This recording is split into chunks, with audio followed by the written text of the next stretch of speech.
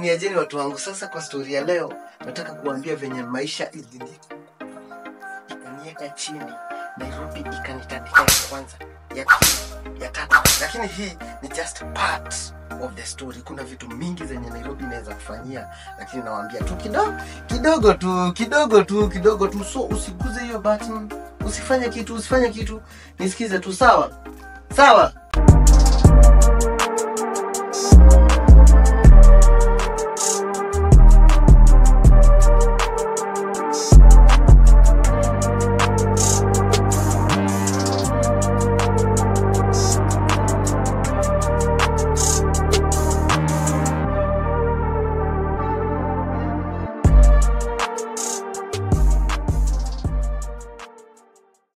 Wakubwa, we are still thanking you for subscribing.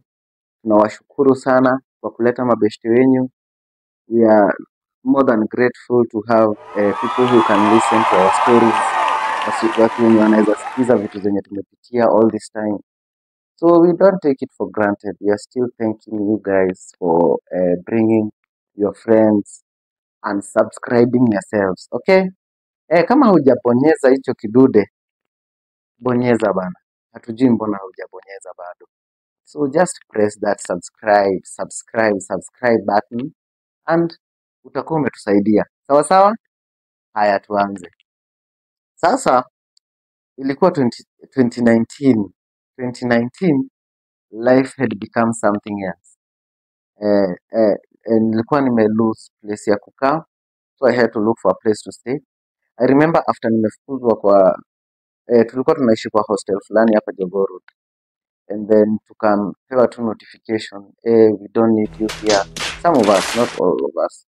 Tukapatiwa hiyo notification, so ilibidi tumejitoa tutafuta kila mtu place ataenda, but most of the people walikuwa kwao ni Nairobi, so hawakuwa na a lot of problems. And then there was mimi sasa sina kwetu Nairobi.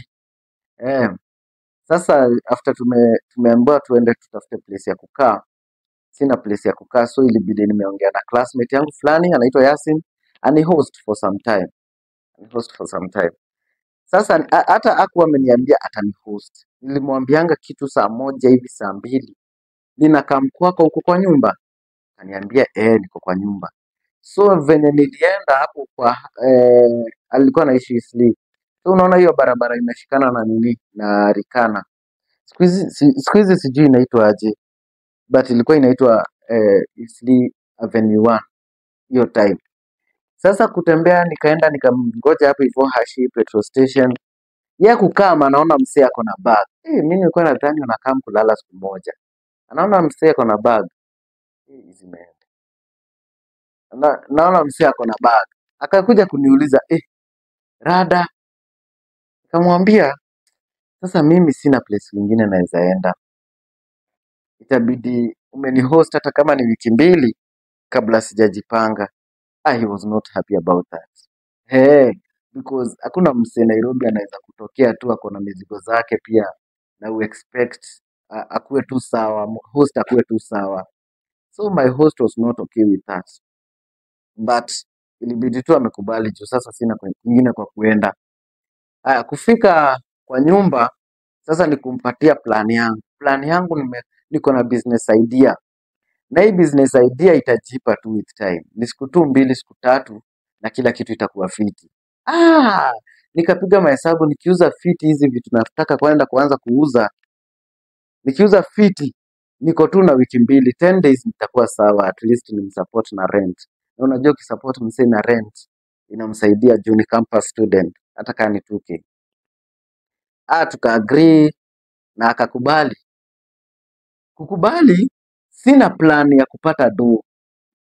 So inabidi nimeongea na some friends, some financiers, shares.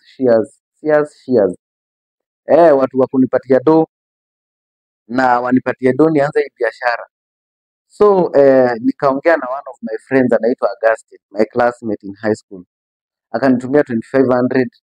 Nikaongea na best yangu fulani anaitwa Masiangachi, akanitumia 2K.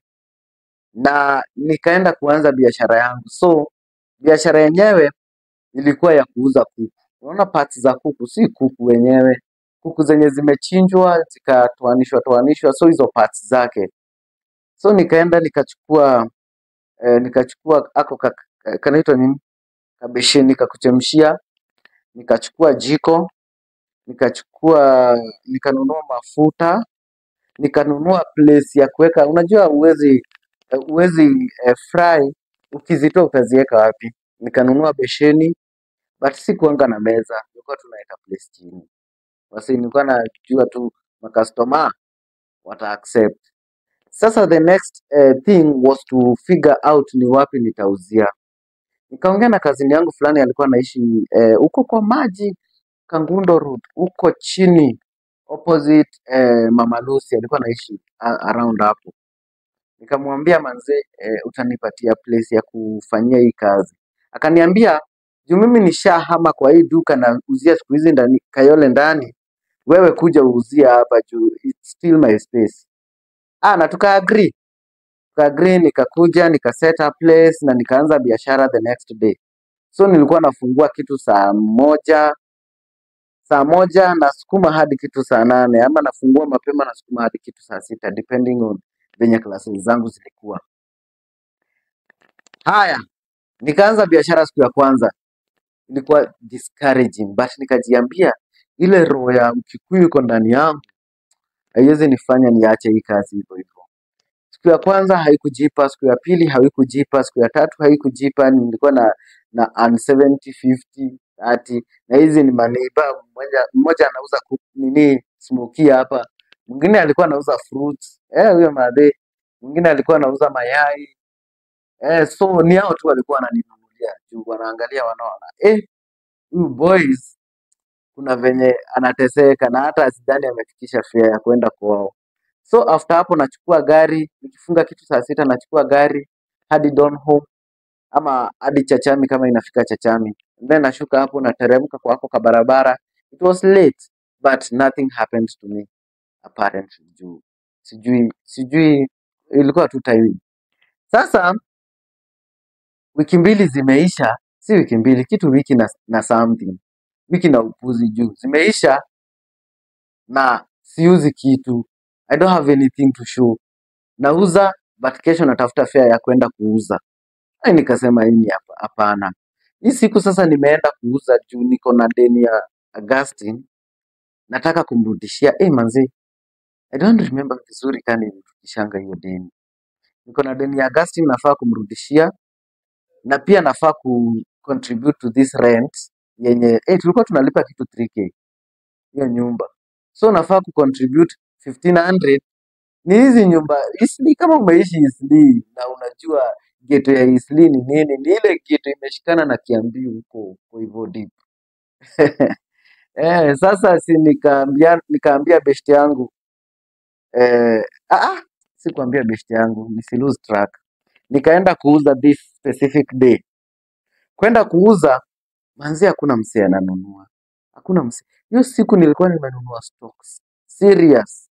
Wangeweza nunua hiyo siku ningekuwa nimeondoka. Kwenda kuuza hakuna msee ananunua. Saa 5 ya usiku imefika, hakuna mtu amenunua hata moja. Nazifry nikizirefry juu sina place ya kuzieka, so vumbi pia inazipiga na hakuna mtu ananunua. Wase wa malori unajua wanatumianga hiyo barabara sana, na ndo wanafanyanga watu wakuwe awake late. Wanakuja wananunua mayai, wananunua smoky zangu hawazimind. Nikauliza Mungu, kwani tena si ulisema utabless the work of our hands? The work of our hands nafanya pia haubless. Nimeng'ang'ana haiwork. Ikafika kitu saa 7 usiku, niko na stock bado sijaiguza hapa, na niko na kitu 50 bob kwa mfuko. Nikapiga mahesabu, nikipanda gari hapa itanilipisha 70. So nikitembea hadi Donholm nitalipa 30 ama mbao ama hata 10 bob. Si nitembea hadi Donholm. Sasa unaona kutembea kutoka, nikisema hapo kwa maji Mama Lucy utashika. Nikitembea hadi Donholm inamaanisha nimepitia hiyo njia ya kwenda Bicenter, nikaingilia pale kwa njia ya Chief, nikaingilia kwa hiyo barabara, nikaenda nikatokea tena kwa hiyo roundabout ya tena. Kuna best yangu alikuwa anaishi hapo, nikampatia some parts za kuku zenye nilikuwa nimefry, ndo nisikuwe na alot. Juu nilikuwa nazikula, nikienda nilikuwa nazikula na nilikuwa na alot. Nikampatia, nikatembea all the way hadi Donholm. Nikaenda nilikuwa nimepita. Na kesho naamkia class manzi. Na sasa ndio hiyo biashara imefilisika. Nikapanda gari hapo matatu, nikaenda nikashukia hapa, nikapatiana kuku. Unajua kuna time zingine ukiwa na stress, ukiwa hauna do na life haijii, pia watu wakukaki around. Anyway, that is a story for another day. Sasa nikatembea hadi Donholm, nikapanda gari, nikashukia Chachami, nikateremka, nikaenda kwa nyumba. Niko na stress. I don't even know what to do with my life. Sijui nifanye nini. Yani niko stressed vibaya sana. Nikaenda nikaambia Yasi, manze, hii biashara ni kama haigeuki. Kesho after class nitajua venye nitafanya, nitafute place ya kukaa juu. Sasa si unaona siwezi kusupport na rent. Na Nairobi people don't care. Kama huna pesa, itabidi umejipa. Itabidi umerudi ushago, ujipange. Itabidi mambo yako sasa inaanza kukua ngumu. Sasa ni asubuhi yake nikachukua vitu zangu, nikapigia ule beshte yangu. Tukaenda kwa beshte yake. Hapo hivyo Friends. Unajua Friends ya Marigo? Hapo Friends. Ile biashara bado ilikuwa inaniandama. Kama beshte wangu wawili walikuwa models. So akienda modeling, nilikuwa nakaa kwa nyumba nafikiria what can I do with my life? Juu pia huwezi hostiwa for long na hakuna kitu unafanya na maisha yako. So tukiwa kwa nyumba nikapiga mahesabu nikasema naweza anza hii biashara tena. Hapa hivi kuna wasee wengi na situmii fare. Si ndio? So naweza anza hii biashara tena. Haya, nikaambia mabeshte wangu wanisaidie mawantu nianze biashara tena. So kuna neighbor wetu alikuwa na jiko, so atununue jiko. Alikuwa anatupatia jiko yake. Alafu huyu beshte yetu alikuwa anaitwa Mili.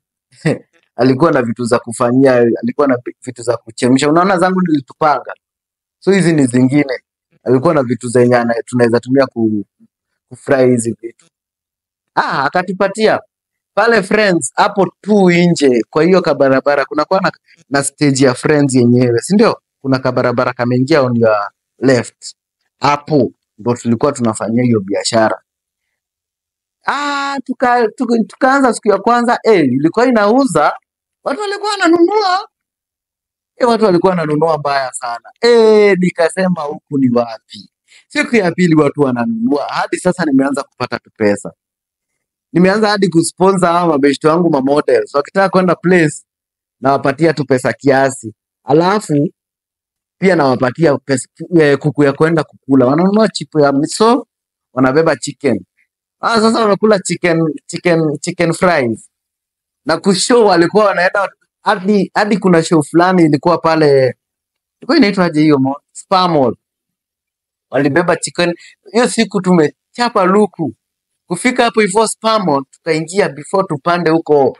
Ilikuwa Miss Curvy or something. Kitu kama hiyo. Miss what? Miss Fear. So before waende watembee, na unajua wanatembeanga hiyo kutembea inachosha. Tukakaa place kwa floor before tupande lift. Kwa floor toa hizo vitu. Mili wapi hizo makuku, leta hapa tukadishi shingo ya kuku. Yani unakula unakula shingo ya kuku. Unajua shingo ya kuku inakaanga hivi. Unaikula na chipo zako za 50 bob. Tumalize tupande twende tukamodel turudi home. So tumeenda tumefanya hivyo, tumeenda ilikuwa ina give biashara. Sasa siku moja huyu beshte yetu anaitwa Mili alichoka tu. Alikuwa na boyfriend somewhere else out of town, I think Kakamega. So alikuwa anaenda anafanyiwa mambo yake huko, alafu anarudi. Sasa boyfriend yake akitaka kukuja kwake lazima sisi tujipe shughuli. Sasa sisi hatuna kwa kuenda, but huyu beshte yangu kwake ni Nairobi tu. Anaweza enda tu kwao. Mimi ndo sina place ya kuenda. Pale kuna ile place kitambo tulifukuzwanga. So ninaenda sneak in usiku, ninalala. And then asubuhi mapema before they realize nishajitoa. Sasa na ikakuwa ndivyo hivyo. Life ikaendelea kukua ngumu kukua ngumu. Siku moja akaamka tu akatuambia, mimi mambo yenyu ni kama itakuwa ngumu. Hii statement, mambo yenyu sasa ni kama itakuwa ngumu, itabidi nyinyi wote wawili mtafute kwenye mtaenda. Huyu best yangu ako na kwa kuenda, mimi sina kwa. Sasa stress imetupiga. Kesho yake ameamka, huyu best yetu ameishia, sisi tumebaki na huyu best yangu. Tukasema nini inaweza punguza stress? Yes, tukanunua Chrome. Chrome dry na like nilichapa flash kitu ya 500 ml yote flash dry hivyo tu, like nilikuwa nataka kitu itanipeleka dunia ingine. I think hapo hivyo ndo nilisema sitawahi kunywa pombe tena, like I will never. I was not drinking much before then, but hii pia ilinipeleka tu level ingine. Ikanipeleka vibaya, nina puke nini, ilinipeleka tu vibaya.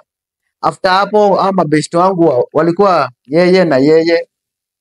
Huyu best yangu mwenye tunahostiwa na huyo best yangu na huyo best yake alikuwa na host mwingine, so tuko wangapi?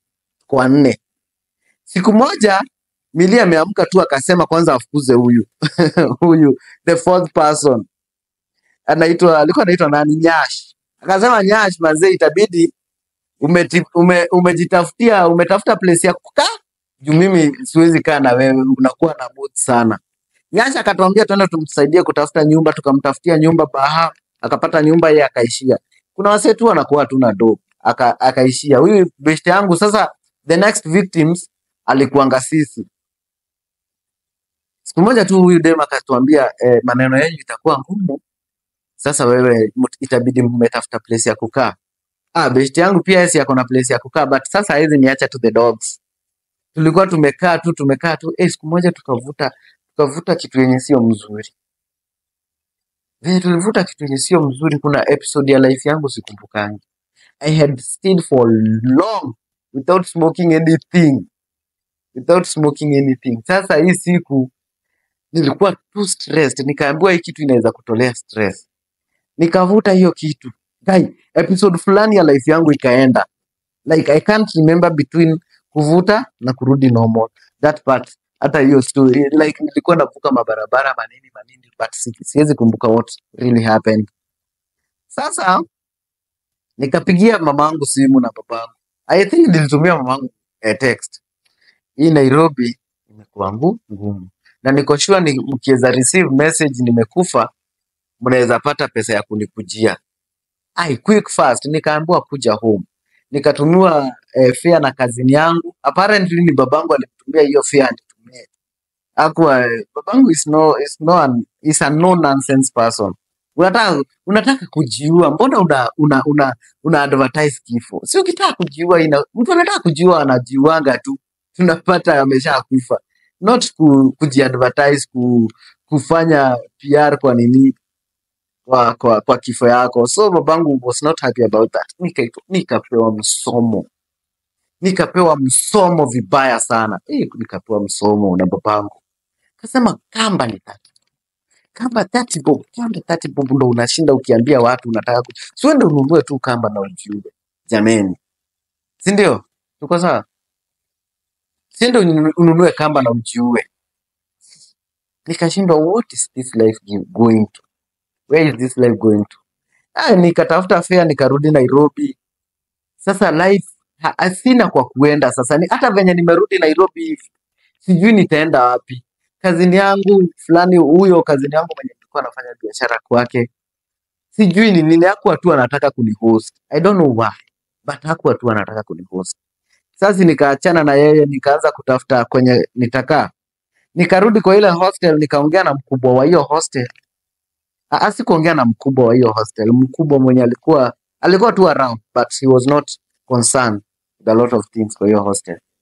So nikaongea na mkubwa wa hiyo hostel, akaongea na mkubwa wa hiyo hostel, akaongea na mkubwa wa hiyo hostel, una get mkubwa juu ya mkubwa, and then nikakubaliwa kurudi. So one problem sorted, niko na place ya kukaa.